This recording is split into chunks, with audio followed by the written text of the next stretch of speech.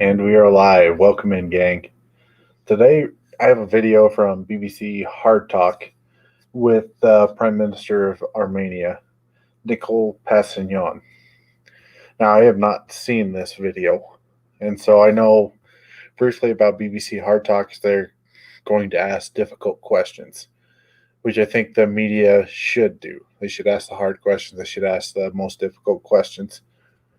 Now, I am still looking for more Armenians, Azerbaijanis to interview in a podcast style format kind of moving forward just to get their take of this conflict. But yeah, we're going to watch the video and just kind of react to it. Like I said, I haven't seen it before, and we'll just kind of react, stop the video throughout to address some of the different points that are brought up.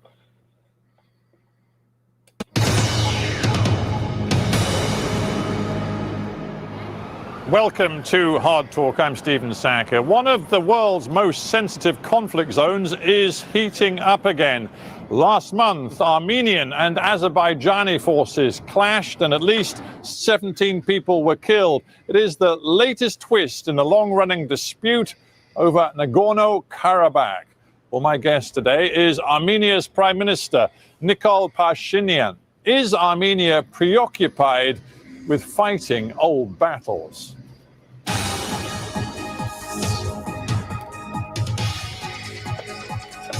The dude is very British. Very British. Kind of an interesting intro.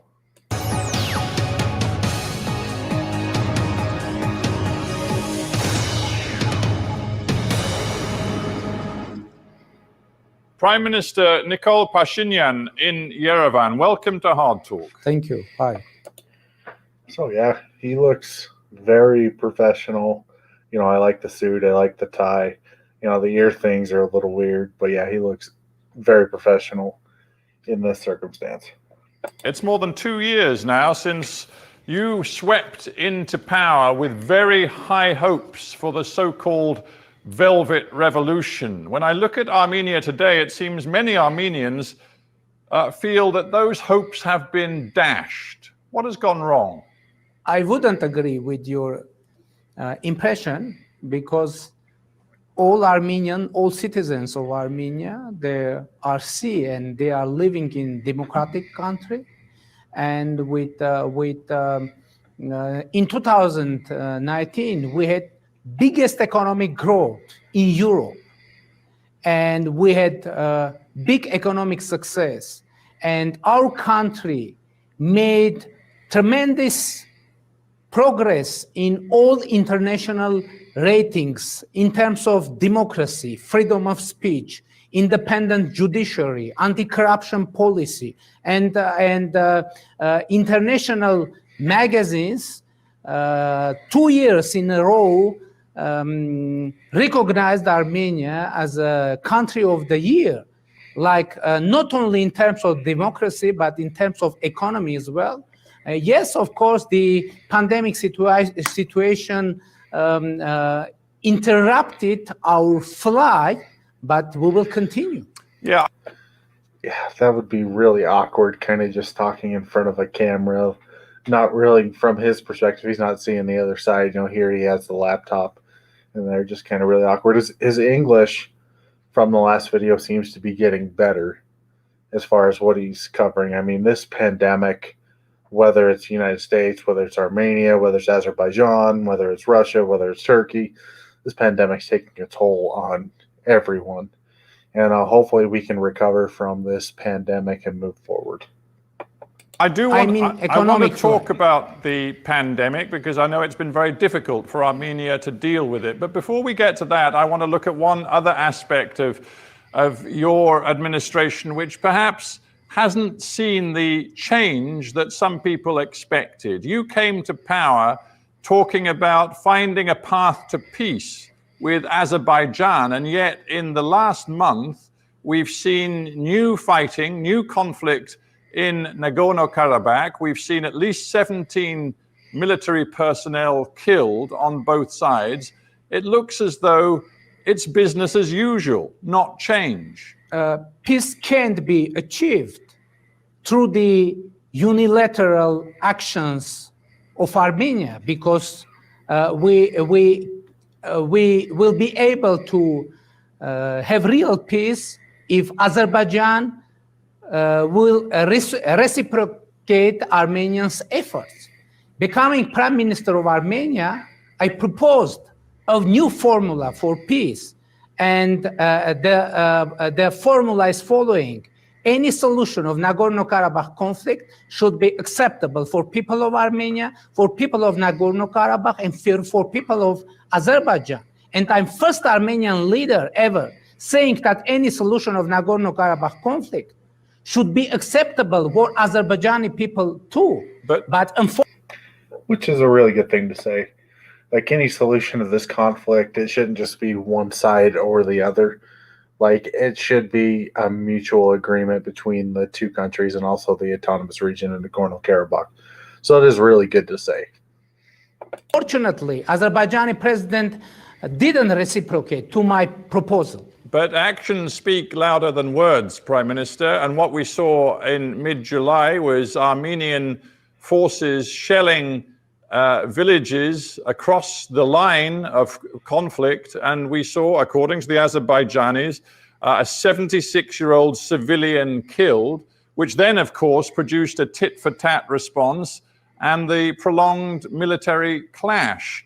I put it to you again that your policies do not appear to be designed to achieve peace. Well, it's kind of a tough thing because it's one of those things like, you know, the conflict did happen and it resulted in tit for tat on each side and each side attacking the other side. And it is a little bit decentralized on both sides until it started to escalate. Then they started sending more, but the border control on both sides are really decentralized, you know, because you want it that way. So if you're attacked, they have the opportunity to respond, but, you know, they are attacked and then you start shelling each other in that aspect. But this is a very good question, you know, proposing it to him. Like I said, from like the knowledge I've had before with BBC Hard Talk, like they ask difficult questions.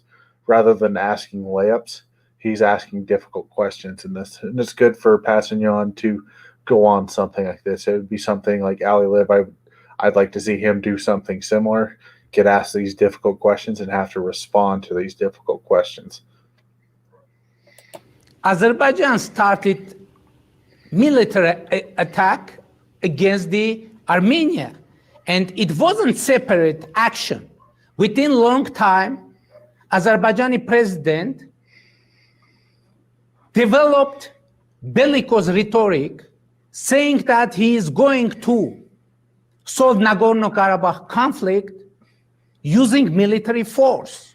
As a result of that bellicose rhetoric, Azerbaijani government is facing the challenge to explain their own society why they couldn't solve Nagorno-Karabakh conflict through force. You say. So he kind of deflected kind of that question. He didn't really answer it directly. He just said, well, Azerbaijani this, Azerbaijani that, rather than accepting some of the actions that Armenia did in this side of the conflict. Now, this conflict is disputed. You'd have, like, if it was Ali Liv on the other side of the seat, he'd probably do the same thing with Armenia.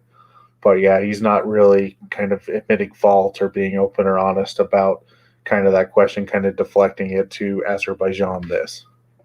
Say that the Azerbaijanis started it, and they, of course, say that you started it. And I dare say I'm not going to resolve that on Hard Talk today. But what is quite clear is that you, over months, have taken a series of provocative actions which have heightened tensions in Nagorno-Karabakh. For example, why last year in August did you go to Stepanakert in Nagorno-Karabakh and make a speech saying Artsakh, which is what you call Nagorno-Karabakh, is Armenia, period, and then led a crowd in a chant, a nationalist chant of unification? That was clearly a provocation to Azerbaijan. First, I can understand the situation of international community every time hearing mutual accusation of each other, who started who violated ceasefire. That's why, and this continues again and again within long time. And that's why we're proposing to establish international mechanisms for ceasefire, for investigating ceasefire violations. And this is valid proposal by Armenia. Second, why I said that Nagorno-Karabakh, Artsakh is Armenia. First of all, Nagorno-Karabakh for several thousand years is populated by indigenous Armenian people. And by the way, Artsakh name is aged for several thousand years. Yeah, Prime Minister. Second, so on this, I mean, it's not going to sell well with the Azerbaijani proportion of the population because it is technically still Azerbaijani land. In the 7 lands around Nagorno-Karabakh, 20% of Azerbaijan relies in Armenian occupied territories. So you can understand kind of where he's pushing this question from. And then you have to also understand where the Armenian prime minister is coming on this is through, like, historically, you know, the land did have ethnic Armenians. Now, I've covered it before, like there used to be ethnic Azerbaijanis in the land as well, but that 1988 to 1994 war basically created a couple ethno-states.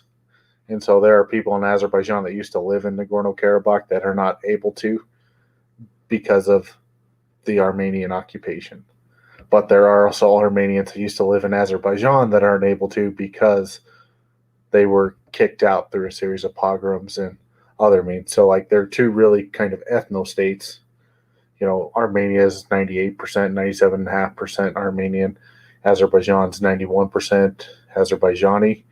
You know, there is some mixing in between because people will be Kurdish, for instance, and consider themselves Armenian rather than being Kurdish. And there will be people in Azerbaijan that'll be Jewish, for instance, but they'll consider themselves Azerbaijanis first. So there's a little bit of mix and match, but really they kicked each other out of each other's lands is kind of where this conflict is, which just makes it really tough because, you know, they used to live together in peace.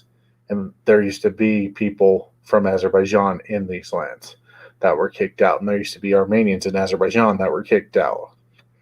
And really, they just want to return. They want to live in peace. They want to live their own life. And, you know, solving this conflict, you know, allowing those people to return would be my ideal solution. Prime Minister, it's not, to be honest with you, it's not, we can't go through thousands of years of your history. What we can do is address the realities of today. The UN General Assembly, as you well know, hang on. The UN General Assembly has adopted a resolution which quite clearly, quote, demands the immediate, complete, unconditional withdrawal of all Armenian forces from the occupied territories of the Republic of... Now, I just have to say something before he finishes. The guy doing the interview reminds me of Ben Folds if Ben Folds aged probably another 40 years. Now, you will not be able to unsee that, but that's kind of the vibe I get from kind of his look and stuff like that. If you don't know who Ben Folds is, go ahead and Google it. He has some good music out there. But just as a side note, we'll get back to this conversation, but just sitting there thinking, I'm like, yeah, he kind of looks like if Ben Folds was a lot older. Azerbaijan. Now, that's from the UN General Assembly. Under international law, your forces are a force of occupation. You choose to go there and talk about that territory being yours. You clearly are not a peacemaker. The document of UN Security Council didn't mention Republic of Armenia or Armed Force of Republic of Armenia. There is written about of Nagorno-Karabakh Armenians self-defending forces. It's first. Second, you proposed to look at reality. Reality is that in the moment of the start of this conflict, 19%, 18% of population of Nagorno-Karabakh were Armenian. And Azerbaijan tried to clean this land from Armenian, and conflict started from this moment. But my question, Prime Minister, is about how you make good on your initial promise to pursue peace. For example, I note that your government plans to build a new road from Armenia into Nagorno-Karabakh following a southern route which goes through a whole swathe of Azerbaijani territory. Now, a group of MEPs in Brussels who've looked at this plan and who specialize in Caucasus politics have described it as a violation of international law. It will symbolically entrench the illegal occupation of Nagorno-Karabakh. We very much deplore this initiative. Will you stop building that road? It isn't Armenian government to build any road in Nagorno-Karabakh. It's Nagorno-Karabakh government acting in the framework of interest of her own population. See, I don't think that's true. Nagorno-Karabakh exists because Armenia allows it to exist. A lot of their economy, a lot of their finances is through Armenia. So I get, like Nagorno-Karabakh may want a road in there from Armenia because it makes sense economically, but Armenia is also implicit in the building of that road because it'll probably be funded more by Armenia in this case. And in Karabakh, people are living.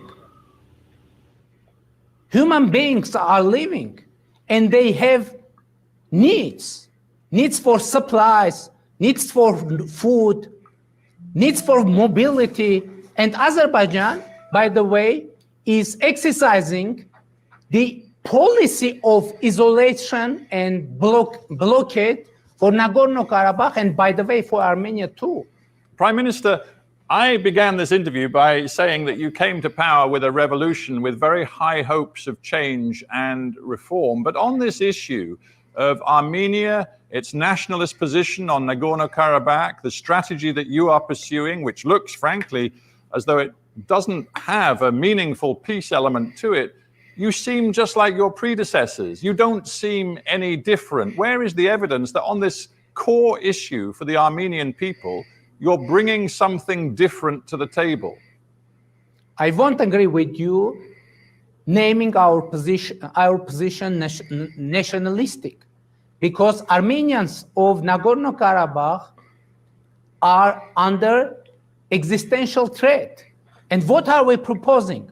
We are proposing Azerbaijan to renounce any possibility of use of force for Nagorno-Karabakh conflict solution. We should agree on very simple formula. There is no military solution for Nagorno-Karabakh conflict. All right. Yeah, I understand the point you're making there. Let me just flip this debate around a little bit. You came to power after a career as a journalist, as a human rights defender, and you even... So what he was saying there about no military solution, I think that would actually be ideal, but you'd have to get both sides in the party, and both sides would have to give and take a little bit in order to make the solution work. I think the Madrid principles were a good option of give and take, which at the time were rejected by Armenia. And I believe currently if they were proposed again, they'd be rejected by both parties as well, just because of the polarization of both sides. Spent some time in prison as a political prisoner. You care about human rights. So I wonder if to reach out to Azerbaijan and to indicate that you really are different from your predecessors, are you now prepared to say that in the past, particularly in the early 1990s and late 1980s, the Armenian forces committed some major human rights abuses, crimes of war inside Nagorno-Karabakh? Many independent observers have catalogued those crimes. Are you now prepared to acknowledge them and say sorry for them? Any war is a chain of tragedies. That's why we're saying that let's refuse any possibility of using force for solution of Nagorno-Karabakh conflict. And any peace is compromise. And Armenia always was ready and is ready for compromise. But from the other side... So he's really just avoiding the question. He brings it back kind of the use of force. I think he wanted to elaborate more on that in the last question before he was interrupted by the interviewer. But yeah, on this question, he just kind of avoided the question. He basically said, well, I'm going to chalk it up to just war, acts of war. Now, we know from that conflict, both sides committed terrible travesties. And it would be a really good position for him, in my opinion, to come out and say, yes, we did things that were wrong. They were 100% wrong at the time. They're 100% wrong now, which is why we want to move forward and make peace so we can avoid the past from happening again. Now, there were things done to us as well that were absolutely travesties, and we hope the Azerbaijanis admit to some of those crimes they committed against us as well. But we're going to take the first step. We're going to acknowledge where we were wrong, because we were wrong in some of the things that we did, in hopes that this will be a stepping stone for peace in this conflict. You know, the first step, you know, admitting that you're wrong, admitting that there's a problem, admitting that you're wrong. You know, if he takes this step, I think he would look immensely greater rather than kind of avoiding kind of the direct question. But at the same time, it's politics. He answers that question, and then all of a sudden it becomes on a clip reel that's played throughout Twitter, throughout all social media. But I think at the end of the day, the right thing to do would be to announce your actions in that war and say, we're looking to move forward to avoid similar actions from happening again, and then tying Azerbaijan into doing actions against you in the act of war and saying, we want to avoid that from happening to us again. You know, kind of mutually saying, well, we did stuff that was bad, they did stuff that was bad. We need to move forward and prevent bad stuff from happening again here in this area, move towards peace. I'm asking you a very specific question. In the spirit of truth and reconciliation, are you now prepared to say sorry for example, the European Court of Human Rights catalogue of violations of human rights on the part of the Armenian military? Will you say sorry? European Court has similar catalogue on Azerbaijani's atrocities. But I'm not talking to the Azerbaijanis, I'm talking to... Yeah, I mean, yeah, he doesn't want to answer this question. And that's 100% clear. So he deflects over to Azerbaijan. Like I said before, it'd be a big step if he just said, yes, I will admit I was wrong. We were wrong in this. You know, there were stuff on the other side as well, but we can move forward to prevent it from happening again. Let me to answer your question, please. And we should mention the Sumgait events that happened in late 1980s, when Azerbaijani government and Azerbaijanis initiated pogroms against the Armenians of Sumgait city in Azerbaijan, in Azerbaijani capital. And this whole issue is an issue. I just wanted to know whether you're prepared to take responsibility and apologize for those abuses and crimes committed by Armenia's forces. It's quite simple, yes or no. It should be proved who exercised atrocities, and I think Armenians of Nagorno-Karabakh and Azerbaijan are victims, and we can prove that. Anyway. So he's denying it, essentially. Or, you know, when he first statement, he was tying it to war, but yeah, he's denying any involvement on the Armenian side. It was all Azerbaijani. You know, this is a golden opportunity. I realize that some of it could be clipped or whatever, but it's a golden opportunity that he just missed here, in my opinion. He could have came in here, he could have said, you know what, we did some stuff, we regret it. Azerbaijan did some stuff, they regret it as well. And we want to prevent that from happening again, which is why we got to seek this peace. But if you sit here and you just say, well, oh, Azerbaijan did this, Azerbaijan did that, then you're not really getting anywhere. You're just spinning your tires, essentially. And so, like, he missed a really big opportunity here. An opportunity that could have moved forward the act of peace. Because if it was Ali Liv in this seat right now in this same question and he just blamed all the Armenians, I would have the same response, because it's an opportunity where you can essentially extend an olive branch to the other side. and agree on peace rather than blaming the other side for everything that happened. Anytime. Clearly, you're not going to say sorry, and I just wonder whether you feel that right now it's helpful for you to raise the tensions in Nagorno-Karabakh with Azerbaijan to take some of the scrutiny and pressure off your government's handling of the COVID-19 pandemic. Because frankly, looking at the way your government has handled it, it hasn't been a success, has it? Indeed, it has been a real failure of your government. I think it is too early to have conclusion because unfortunately, pandemic is an evolving situation all over the world. And we adopted a strategy how to fight pandemic in our country.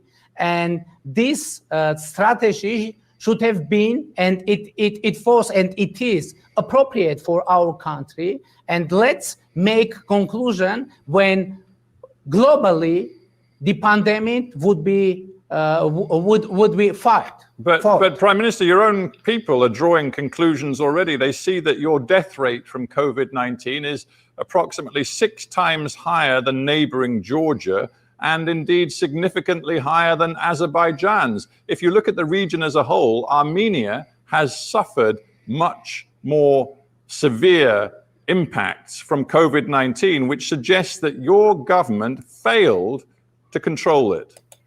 So, I mean, there's probably some issues with the way the government handled it, but a lot of Armenia is in poverty.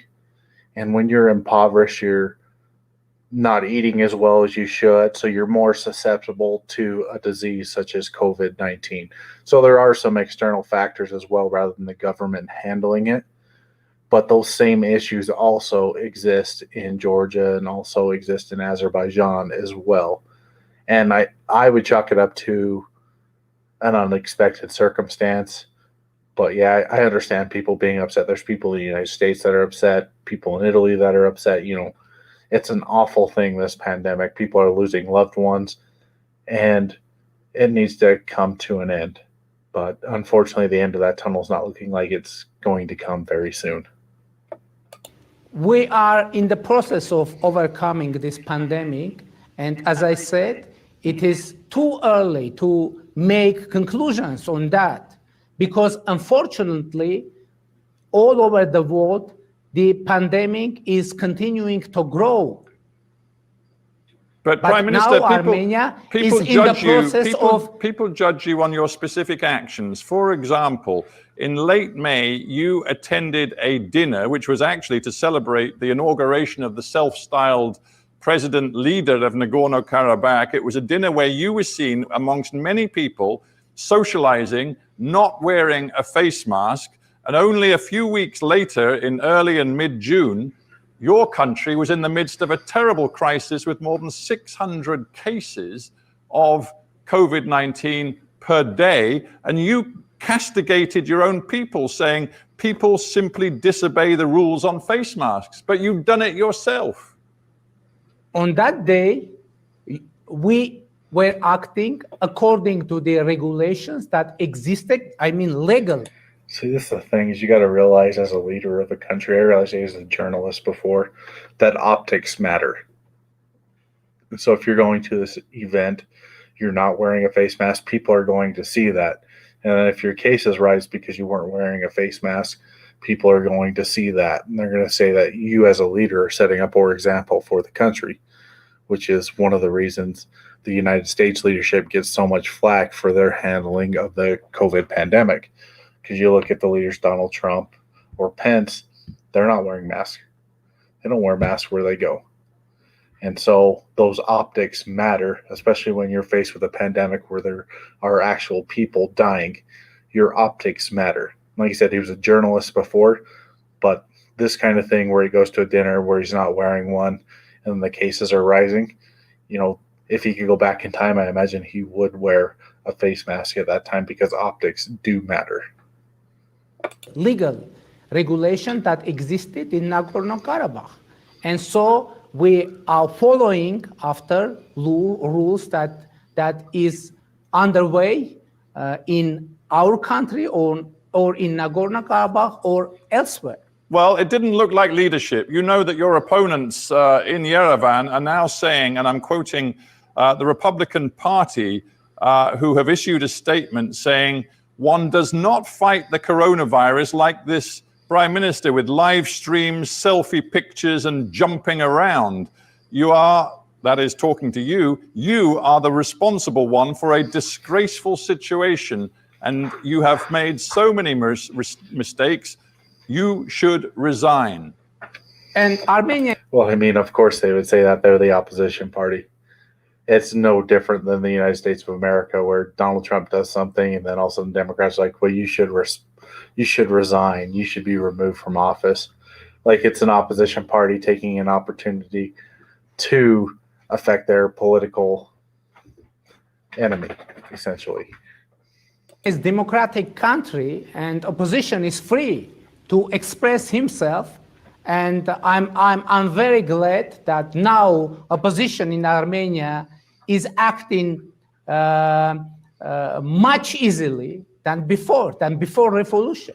You talk of democracy in Armenia being strengthened under your administration, and I referred to your past as an independent journalist and a political prisoner. However, Human Rights Watch, in its report on your country in 2020, has concluded that investigations into past violence and excessive use of force by law enforcement remain very limited. Violence and discrimination based on sexual orientation and gender identity, discrimination against and segregation of people with disabilities. All of these things persist in Armenia today. Which is true.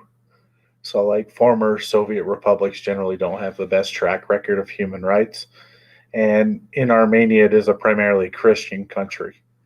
So certain things like gay rights are not going to exist because of the religion that kind of most of the people follow in the state.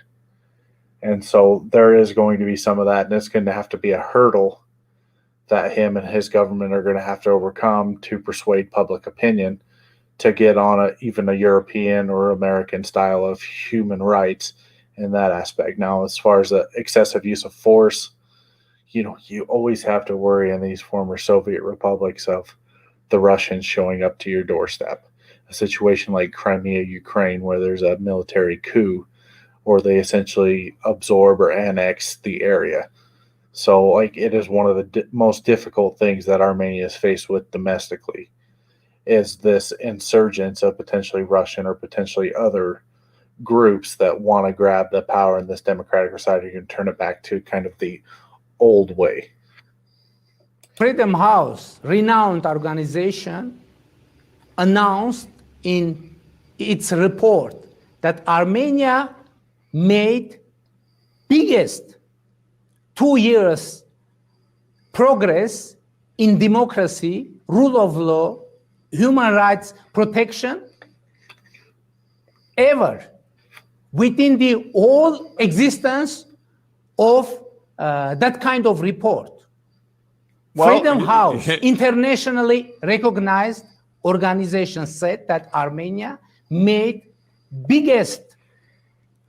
So an interesting thing about Freedom House is it's funded by the United States. Just thought I'd throw that out there. Freedom House gets most of their funding from the United States government, which is interesting when you use it as a source for human rights for different countries. But I think I agree. I think Armenia, after the Velvet Revolution, how bad things were, there were suitcases full of money passing hands in the country, to where it is right now domestically is in a lot better place. But they still have a lot of work to move forward to be more of an established democracy. But like I was saying before, they made some leaps economically as well. But when you start making leaps economically, people are going to start to notice, and you have to be able to defend themselves, which I think would be a thing for the solution in the Nagorno-Karabakh conflict, so they can spend less money on their military because they made a deal with Azerbaijan. Now, Azerbaijan, the Nagorno-Karabakh is really the only place where it's involved in its foreign policy. The rest of the time, Azerbaijan's getting along with all of its neighbors. Much to a lesser extent Iran, but it still has good relations with Iran. But Russia has good relations, Turkey. Now, Armenia has good relations with Greece, has gotten better relations with Germany. But if they could solve this conflict, it would be beneficial so they could reach out and get some better allies rather than Lebanon, which is a dumpster fire even after that explosion in Beirut, like all the things that are going on. Syria, which has been the case of civil war. Like, I think it's in Armenia's best interest to solve this conflict, but you have to understand where Armenia is coming from on this side of the conflict. They believe the land is theirs and not Azerbaijan's.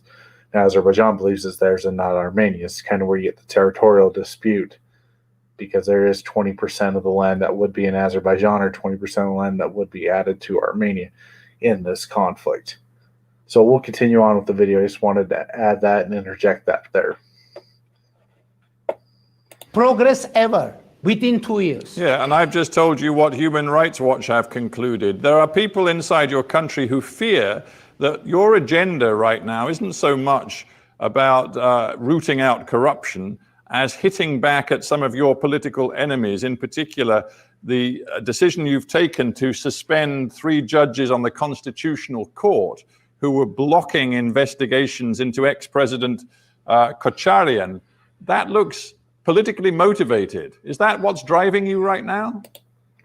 It does look politically motivated, at least from the outside, but if you have the background knowledge of how corrupt Armenia was, but you'd also have to look at it from the aspect these judges are investigating somebody from the previous administration. They're refusing to do it. So they're kind of tied into there. One of the things with the Velvet Revolution in 2018, they kind of just replaced the prime minister. But the other people in power were still in power. And so all the other corrupt people were still in power. So it's a work in progress. But yeah, this is a really fair question. It'll be interesting to see how he responds to it. Because from the outside, if you heard this from the outside, like, oh, the new prime minister's trying to remove 3 judges because they don't want to go into the old administration, tie the old administration. It looks like it does from the outside, persecuting his former political opponents. As far as Constitutional Court is concerned, I should stress that we tried to have Constitutional Court fully compliant with our Constitution, because we had description of Constitutional Court in our Constitution, but we had totally different Constitutional Court in reality.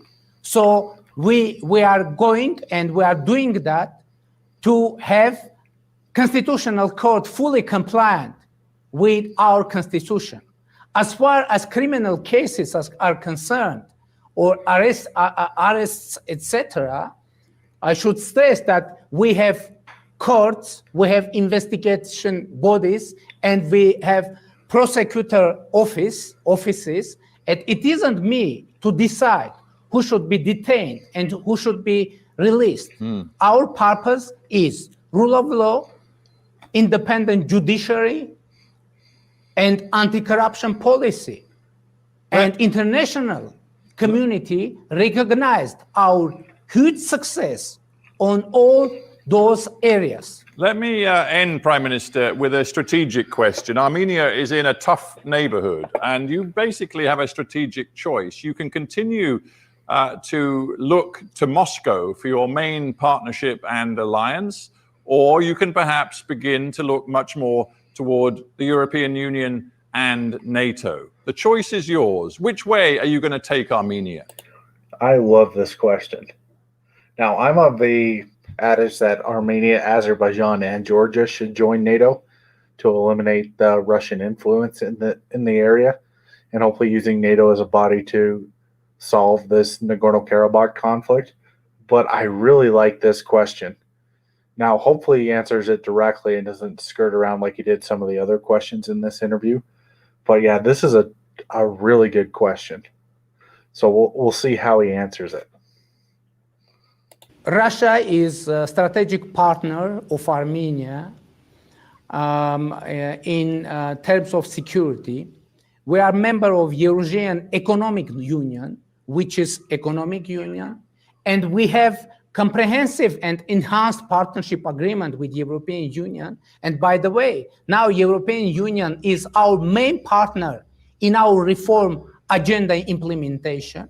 We have quite effective cooperation with NATO. And by the way, we are participating in peacekeeping mission in Afghanistan, in Lebanon, in Kosovo, in Mali. But Prime Minister, we have let me stop you. Effective military let me stop you for a cooperation with second. United States too. Yeah. So, that's, he's going to play both sides. So Armenia's in a tough spot because they need Russia for military support, because the Turks are next door, and the Turks have been involved in a lot of Middle Eastern conflicts. Then you have the Nagorno-Karabakh and the Azerbaijanis to the southern border. Now, Azerbaijan's really only involved in Nagorno-Karabakh. You have Iran, which isn't liked by the West. And you have Georgia, which has its own conflicts with Russia to the north. So they're in a really tough spot geographically. And so he's trying to play both sides, trying to get more part of the European Union while keeping that Russian ally partnership in place, because Russia is where they get all their weapons from. Now, Russia also funds Azerbaijan too, but Armenia at least gets a discount. Azerbaijan gets to pay full price while Armenia gets a discount, which is why Russia is not a great peacekeeping partner, as a side note. But we'll see how he answers this further. But yeah, the first answer, he's just kind of play both sides. Let me stop you for a second. Geopolitics involves some tough choices. If you really want to be close to the EU and NATO, you've got problems, because you have a toxic relationship with Turkey right now, and you have a relationship with the United States which is troubled because you insist on maintaining trade relations with Iran when the Americans have asked you to impose sanctions upon Iran, and you have refused. So you have choices to make. And I ask you again, is your fundamental choice to stay loyal to Moscow, or are you ready to embrace a different direction? So what he's bringing up there is how essentially fucked Armenia is. Because Turkey, of course, Turkey's been kind of an asshole in the world. In northern Iraq, northern Syria, in Libya, and now in the Mediterranean as well.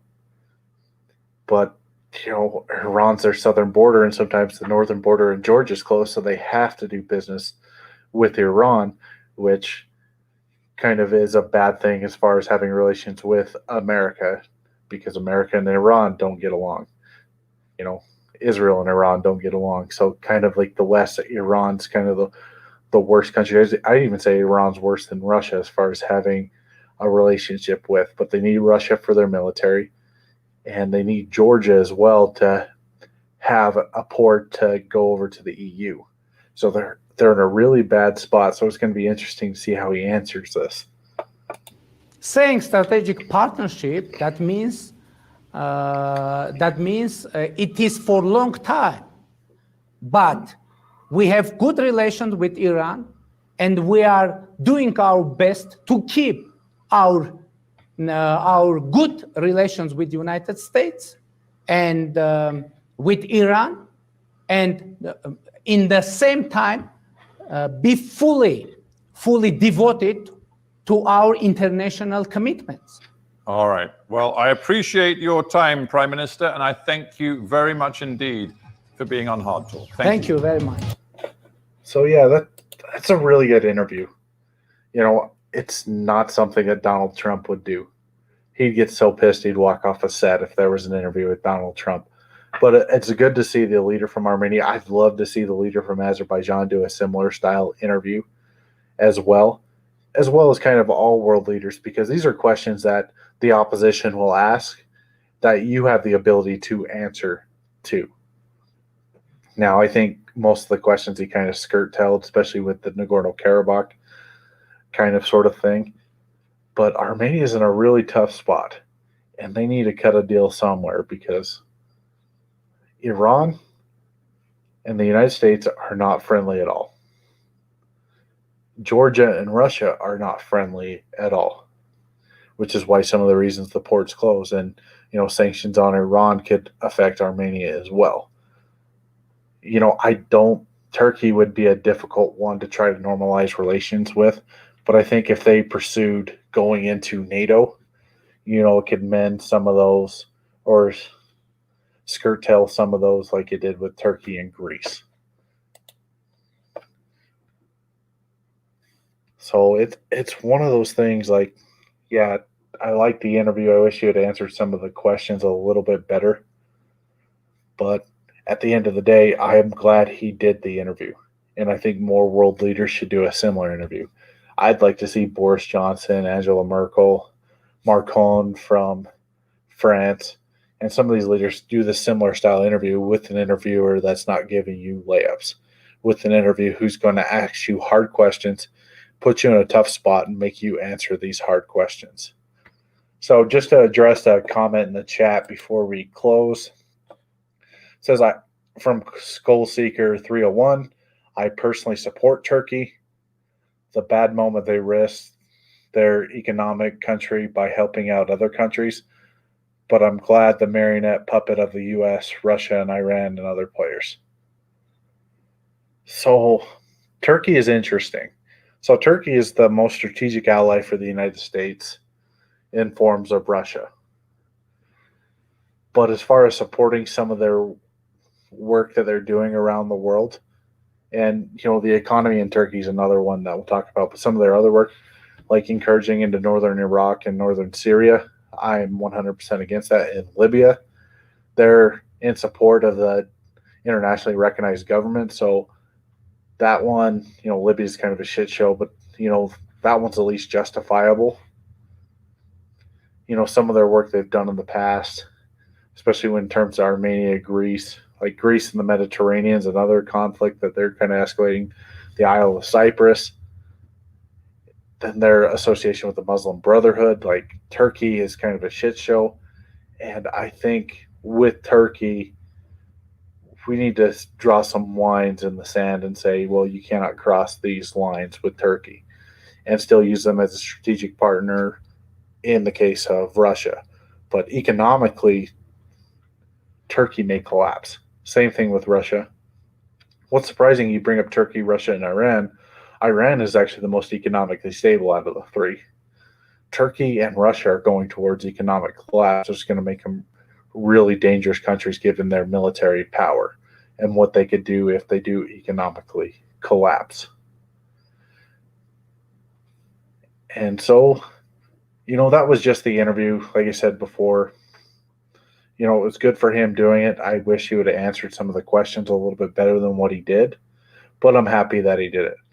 So I just want to thank everybody for joining me. I'll try to set up a couple streams for next weekend as well. Haven't decided the topics, but would like to find more people on the Nagorno-Karabakh specifically, but not just limited to that. Any people in Turkey that support the Turkey interventions, any people in northern Iraq, Syria, like just people who are the result of some of these conflicts that speak English, because I only speak English and know a couple swear words in Spanish. So thank everybody, and you guys have a good night.